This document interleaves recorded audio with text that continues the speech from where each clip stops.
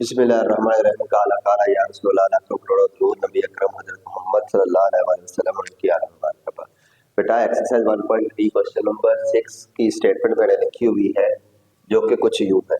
The सम सम का मतलब total करना, मतलब प्लस करना। The ages of father and son is 70, यानी बाप और बेटे की दोनों की एजेस का सम कितना है 72। लेकिन एजेस का पता नहीं है, बाप की कितनी यानी वालिद साहब की कितनी एज है और बेटे की कितनी है, ये हमें अज्यूम करनी पड़ेगी। तो दोनों अज्यूम्ड एजेस का सम कितना है 72 है, 72 ईयर्स है। 6 ईयर्स अगो, तो पहले यहाँ तक जितना हमने पढ़ा, let the ages are X and Y. पहले हम लेट कर लेते हैं सोल्यूशन। सर इसका बेटा कुछ यूं है, late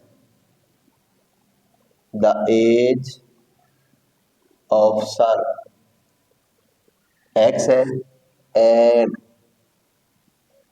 as of father, father की एज जो है वो वाई। मतलब फादर एंड सन है, उनकी एजेस का एग्जैक्ट हमें पता नहीं है, हमने अज्यूम कर ली है जो सन है उसकी एज एक्स है और जो फादर है उसकी एज वाई। अब कंडीशन क्या कहती है, sum of ages of father and son is 72। ये जो सन और फादर की एज है एक्स एंड वाई, इनका सम हमें पता है बुक के accordingly X plus Y. The sum of ages of father and son यानी एक्स प्लस वाई, दोनों की एजेस का सम 72 है। इसको क्या कहता हूँ इक्वेशन नंबर 1। ये फर्स्ट कंडीशन पढ़ के हमने ये इक्वेशन बनाई है। अब 6 इयर्स अगो, 6 इयर्स अगो मतलब 6 साल पहले पीछे, तो 6 साल पीछे मतलब इनकी एजेस 6 इयर्स कम हो गई। तो 6 साल पीछे अगर देखें 6 इयर्स अगो, मैं यहाँ मेंशन कर देता हूँ 6 इयर्स अगो, 6 साल पीछे या 6 साल पहले पीछे प्रीवियसली उनकी एजेस कितनी होगी। एज ऑफ सन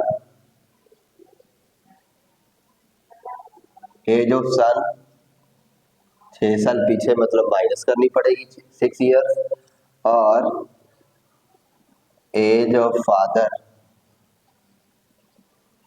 वो वाई में से, वाई फादर की एज है तो वाई की भी मतलब फादर की एज भी 6 साल पीछे ले गए, 6 इयर्स माइनस कर दी। अब कंडीशन 6 इयर्स अगो उनकी एजेस ये है, the father's age was 2 times the age of son. जो फादर की एज है ये वाली Y minus 6, the father's age Y minus 6। 6 years ago the father's age Y minus 6 is 2 times का मतलब डबल कर देना, 2 times of the age of son. 6 साल पहले फादर की एज वाई माइनस 6 थी, जो कि 2 टाइम्स है किसका, 6 साल पहले की सन की एज का। अब यहाँ आप देख लें, ये हम ब्रैकेट सॉल्व करेंगे एक्स और वाई, सन और फादर की। यहाँ हमें कहा गया what was the age of son 6 years को, 6 साल पहले जो सन है उसकी एज कितनी होगी। तो यहाँ से आप देख लें, मैं यहाँ ये सॉल्व कर देता हूँ। Y minus 6 is equal to 2 को अंदर मल्टीप्लाई कर दें, 2x माइनस 6 2 12। ठीक है बेटा, अब ये हो गई हमारे पास इक्वेशन नंबर। अभी इसको इक्वेशन का नाम नहीं देते, हम इसको x के लिए सॉल्व करेंगे। तो ये वाला -12 अगर मैं लेफ्ट साइड पे ले आऊँ तो y, या यहाँ से y सेपरेट करूँगा मैं, x हमें चाहिए, x मीन हमें सन की एज चाहिए, तो सन की एज को हमने x कहा है, तो मैं यहाँ से y सेपरेट करूँगा, y की वैल्यू निकाल के इक्वेशन नंबर 1 में पुट करूँगा, हमें मिल जाएगी सन की एज। तो यहाँ से y सेपरेट करता हूँ, y इज इक्वल टू, ये -6 है, ये राइट साइड पे ले जाऊँ, -12 में जाके -6 क्या हो जाएगा, प्लस हो जाएगा बेटा। y is equal to 2x -12 plus 6 कितना रह जाएगा, -6 रह जाएगा, 2x -6 है।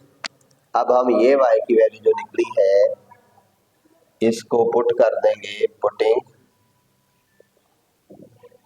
इन इक्वेशन नंबर, ये जो y की वैल्यू निकली है इसको इक्वेशन नंबर 1 में पुट करेंगे।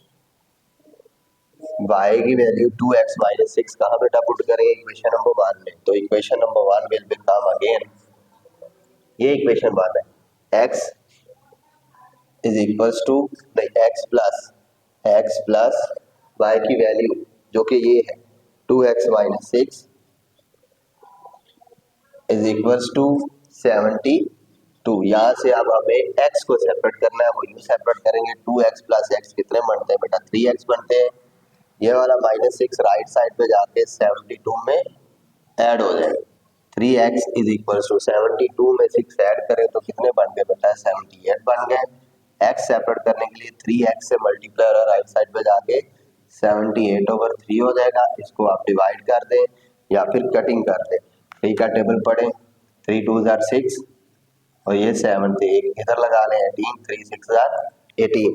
तो अभी ये x की वैल्यू आई है, लेकिन हमें अभी आंसर नहीं मिला, हमें उसने कहा था what was the age of son 6 years ago, 6 साल पहले या पीछे बेटे की एज या सन की एज क्या होगी, तो वो कहाँ है, वो ये है age 6 years ago age of son is equal to x minus six, तो हम यही इधर लिखेंगे age of son 6 years ago, 6 years ago age of son is equal to x minus six. तो अब आप देख लें x की वैल्यू कितनी है 26 है माइनस सिक्स, 26 में से 6 माइनस कर दे तो कितनी रहेगी बेटा 20 years बच गए।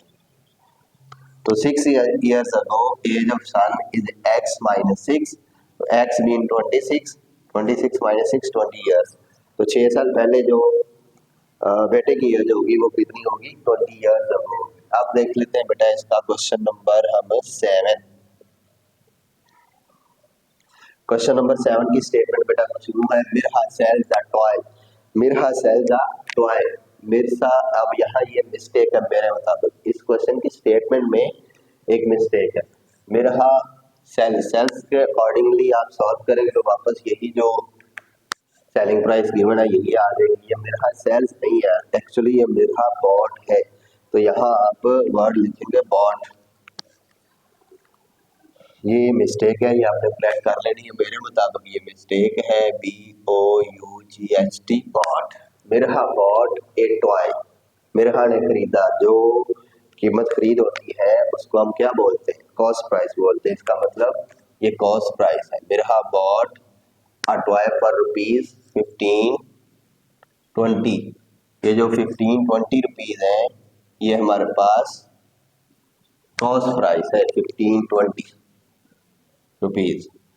अब कॉस्ट प्राइस पता चल गई, what will be the selling price, कह रहे सेलिंग प्राइस कितनी होगी, what will be the selling price to get profit of 15%, profit कितना 15% प्रॉफिट के लिए हमें सेलिंग प्राइस फाइंड करनी है, तो इसका मतलब पहले हमें प्रॉफिट फाइंड करना पड़ेगा, तो प्रॉफिट कैसे फाइंड करते हैं, प्रॉफिट का ये फॉर्मूला है, profit profit is equal to cost price multiply by profit percentage, ये प्रॉफिट निकालने का फॉर्मूला, जब आपको कॉस्ट प्राइस और प्रॉफिट परसेंटेज गिवन है तो हम प्रॉफिट फाइंड कर सकते हैं ये वाला फॉर्मूला यूज करके, profit P is equal to cost price बेटा कितनी है 1520 रुपीज मल्टीप्लाई प्रॉफिट परसेंटेज 15% है।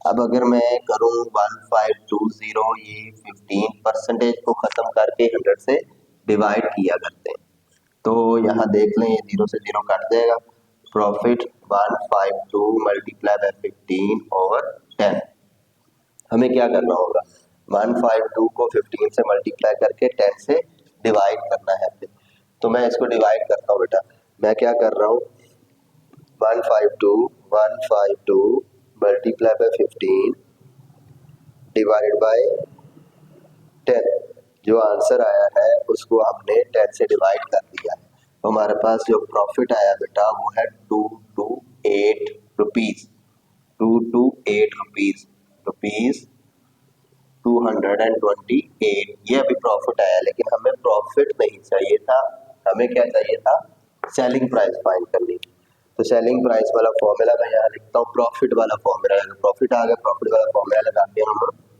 सेलिंग प्राइस निकाल सकते हैं। मैं क्या लिख रहा हूँ, हम लिख रहे हैं as profit is equal to selling price minus cost price.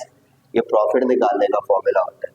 हमें क्या सेपरेट करना है यहाँ से, ये सेलिंग प्राइस चाहिए, तो कॉस्ट प्राइस लेफ्ट साइड पे आ गई, प्रॉफिट में क्या हो जाएगी, ऐड हो जाएगी, तो ये सेलिंग प्राइस आ गई हमारे पास। अब प्रॉफिट हमें कैलकुलेट कर लिया, कितना है 228 आया है, प्लस कॉस्ट प्राइस 1520 थी, is equal to selling price. अब देख लें आप, इन दोनों वैल्यूज को ऐड कर लें, हमारे पास रिक्वायर्ड जो आंसर है वो आ जाएगा, जो कि हमें क्या फाइंड करना था, सेलिंग प्राइस फाइंड करनी थी। मीन 228 प्लस 1520, तो ये हमारे पास आया है 1748 रुपीज। क्या आया है, प्रॉफिट आया है, सॉरी सेलिंग प्राइस आई है जो कि रिक्वायर्ड थी। तो हमें सेलिंग प्राइस फाइंड करनी थी, कॉस्ट प्राइस गिवन थी 1520, सेलिंग प्राइस रिक्वायर्ड थी, प्रॉफिट परसेंटेज गिवन था। प्रॉफिट हम निकाल सकते हैं, कॉस्ट प्राइस को प्रॉफिट परसेंटेज से मल्टीप्लाई करते हैं, प्रॉफिट आ जाता है। प्रॉफिट आया 228, फिर हमने ये प्रॉफिट वाला फॉर्मूला यूज किया, profit is equal to selling price minus cost price. Selling price required है, कॉस्ट प्राइस प्रॉफिट में आगे ऐड होगी, सेलिंग प्राइस सेपरेट कर ली। प्रॉफिट 228, कॉस्ट प्राइस 1520, दोनों को प्लस किया है 1748 रुपीज, ये हमारे पास रिक्वायर्ड सेलिंग प्राइस है। अल्लाह हाफिज़ बेटा।